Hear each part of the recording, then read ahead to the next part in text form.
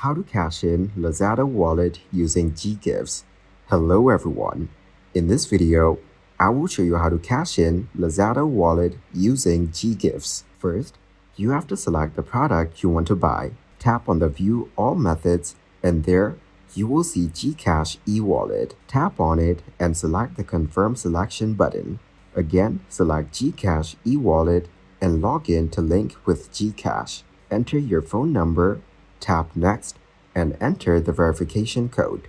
After adding the code, tap on Next.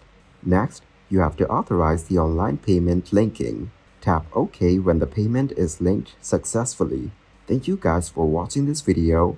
Hope you got some value. Make sure to like the video and subscribe to the channel to get notified of new videos. See you in the next one.